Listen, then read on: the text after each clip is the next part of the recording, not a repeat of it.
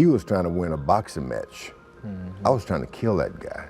Big George Foreman, the man who could knock out a bull with his bare hands, the preacher who grilled his way to millions, and the heavyweight champion who came back from the dead to reclaim his throne. But here's what they don't tell you in those feel-good comeback stories. George Foreman had some serious enemies in the boxing world. We're talking about grudges that went way beyond the ring. And he fell on my ear and he said, "That all you got, George?" Personal vendettas that shaped heavyweight history, and feuds so intense they made Ali versus Frasier look like a friendly sparring session. These weren't just your typical boxing rivalries where fighters trash-talked for promotion money. No, no, no. These were deep-seated hatreds that lasted decades, conflicts that got personal, and beef that sometimes had nothing to do with what happened between the ropes. From psychological warfare masters to loudmouth wannabes, from legendary champions to disrespectful young guns. Today, we're counting down the top 6 boxers that Big George Foreman absolutely could not stand. And trust me, number 1 is going to blow your mind because it involves the most famous rivalry in boxing history, but not in the way you think. The boxing world has never seen grudges like these.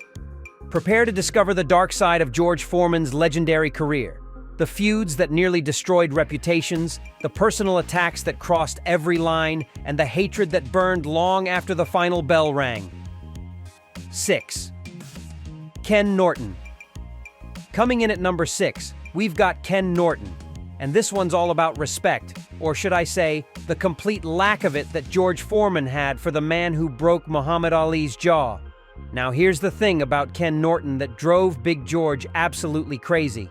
I didn't want to fight Norton, but word go around that George Foreman keeps his head straight up, that he would try for a knockout. Norton had this defensive, awkward style that frustrated the hell out of power punchers. While other heavyweights would come forward and trade leather, Norton would tie you up, lean on you, and make you work for every single shot.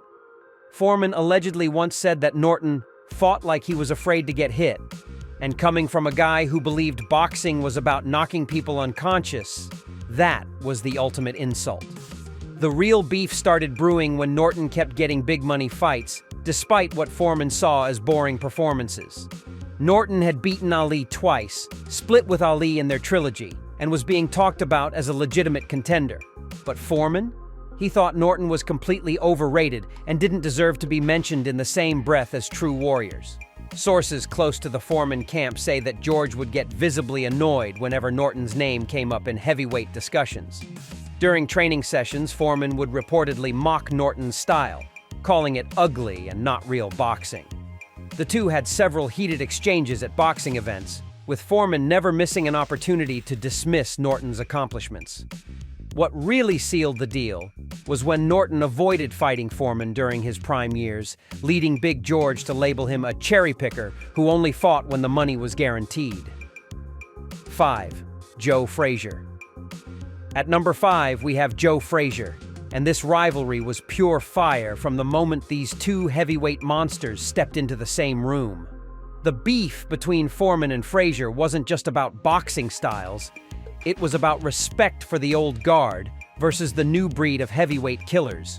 Frazier represented that old-school Philadelphia tough guy mentality.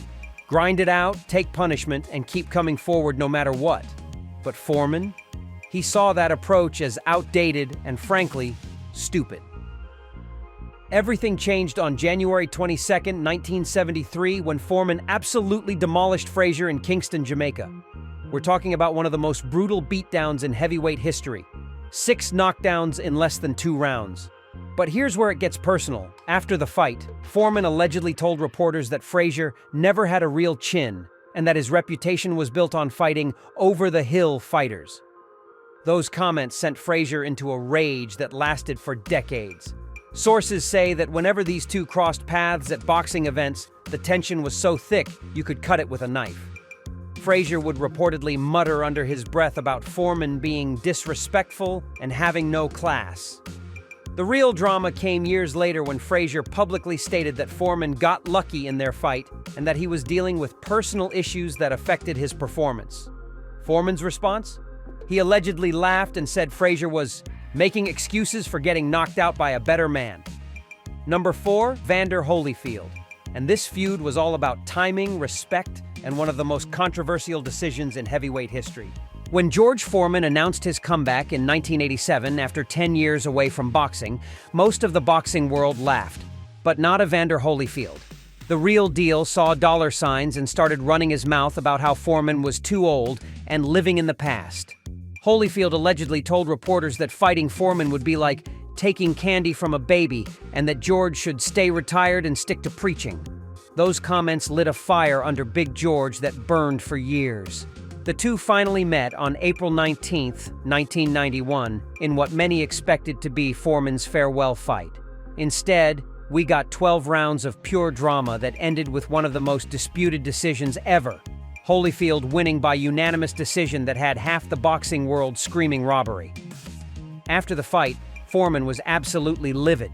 He allegedly cornered Holyfield backstage and said, "You know you didn't win that fight, and deep down, you'll always know you're a fraud." Holyfield reportedly fired back, calling Foreman a sore loser and saying his comeback was embarrassing to the sport. The bad blood continued for years.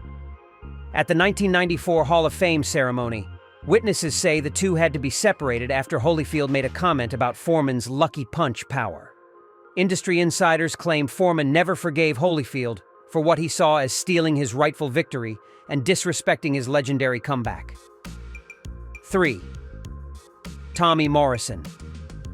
At number 3, we've got Tommy Morrison. And this beef was absolutely nasty because it combined age discrimination with pure disrespect that went way beyond boxing. Tommy Morrison burst onto the heavyweight scene in the early 90s with his left hook and movie star looks from Rocky V. But instead of showing respect to the legends, Morrison decided to target George Foreman with some of the most vicious trash talk of the era. Morrison allegedly called Foreman a washed-up old man trying to relive his glory days and said that fighting him would be elder abuse. But here's where it got really personal.